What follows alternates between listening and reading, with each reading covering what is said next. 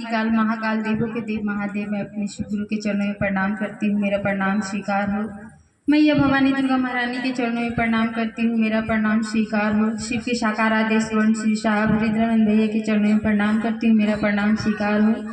शक्ति स्वरूप नीला महारानी दीदी के चरणों में प्रणाम करती हूँ, मेरा प्रणाम स्वीकार हो। ब्रह्मांड में जितने भी पशु पक्षी देवी देवता जी जंतु उनके चरणों में प्रणाम करती हूँ, मेरा प्रणाम स्वीकार हो। अपने माता पिता एवं सभी गुरु भाई बहनों के चरणों में प्रणाम करती हूँ, मेरा प्रणाम स्वीकार हो। श्री साहब भैया ने हमें 3 सूत्र दिए हैं। पहला में है दया मांगना।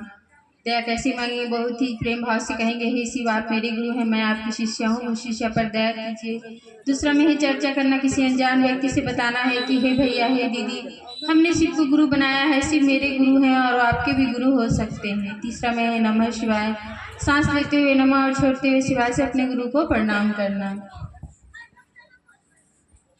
आओ चले शिव की ओर। अनुभूतियाँ तो बहुत है, समय सीमा कम है। मेरे गुरु महादेव की तो दया है ही है, इतनी दया है कि बोलते हैं जब तक सांस चल रही है गुरु की दया से ही चल रही है। सांस आ रही है तो गुरु की दया है, और गुरु की दया खत्म तो सांस भी खत्म। आ रही है तो नमः, जा रही है तो शिवाय। तो गुरु की दया इतनी है कि बोले ना अनुभूतियाँ बहुत मिलती है हम लोग को।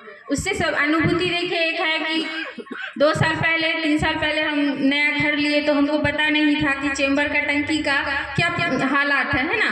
देखने से तो कोई भी चेंबर बनाता है तो 20-25 साल तो देखता ही है मिनिमम। वो चेंबर हम लोग को समझ में नहीं आया। ऐसी बारिश हो रहा था, बरसात का समय था। मेरा बड़ा वाला बेटा खाना मांगने के लिए उधर ही कुछ काम कर रहे थे बगान में, तो बोला मम्मी खाना दीजिए। वो चेंबर से पार हुआ, उसके बाद फिर घूम करके जैसे गया आवाज किया गिरने का चेंबर में जब से। उसके बाद हम बोले जाओ हे महादेव। मैं शिव को गुरु बनाने के बाद हम लोग के साथ क्या होता है कि पहले महादेव का नाम याद आता है, कुछ याद आए ना या गुरु याद आ जाते हैं। तो उसी तरह हम बोले हे महादेव अब क्या हुआ, तो हम बोले क्या हुआ, तो देख रहे हैं मुड़ के, तो वो हमको नहीं चिल्ला रहा, मेरा छोटा बेटा को चिल्ला रहा है छोटू छोटू। हम बोले क्या, फिर गए दौड़ के, तो देख रहे हैं मैंने चेंबर का साइड वाला मैंने हल्का से पकड़ा हुआ है और उसको पता नहीं हो कैसे पकड़ा, लेकिन गुरु दोनों तरफ से छड़ इस तरह निकला हुआ है कि एक दूसरे के मैंने लग रहा है कि घुसा हुआ है, लेकिन गुरु का दया से एक खरोच नहीं आया। इतना अनुभूति है, बोले ना ऐसा ऐसा अनुभूति महादेव देते हैं कि हम लोग बता नहीं सकते हैं। जब बाहर निकाले इसको नहलाए धुलाए तो सच में देख रहे हैं कि कहीं कुछ नहीं हुआ है। तो गुरु की दया है। हम पूछते कैसे, वो बोलता हमको याद ही नहीं कि हम हाथ कैसे पकड़े, कैसे हम अटके हुए हैं, उसको कुछ होश नहीं है और टंकी पूरा भरा हुआ था। तो वहाँ इतनी बड़ी अनुभूति है कि हम क्या बताएं। गुरु का दया हमेशा रहता ही है, समय सीमा कम है। चलिए जो नहीं शिव को गुरु बनाए, शिव को गुरु बनाने की कोशिश करेंगे, क्योंकि गुरु की दया जब जीवन में, जब तक गुरु नहीं है जीवन शुरू नहीं है। और गुरु का अर्थ ही है अंधकार से प्रकाश की ओर ले जाना।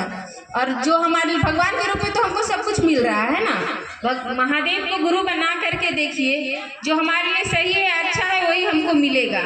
भगवान के रूप में थोड़ी हमको पता है कि महादेव से हमको क्या मांगना है नहीं मांगना है, लेकिन मांग तो हम लेते हैं। लेकिन जब गुरु बना लेते हैं तो जो मेरे लिए सही है और अच्छा है वही महादेव देते हैं। समय लगता है लेकिन सही करते हैं। चलिए इतना करके मैं अपनी वाणी को पूछने के लिए महादेव के चरणों में रखती हूँ। पुनः सभी को मेरा प्रणाम स्वीकार है।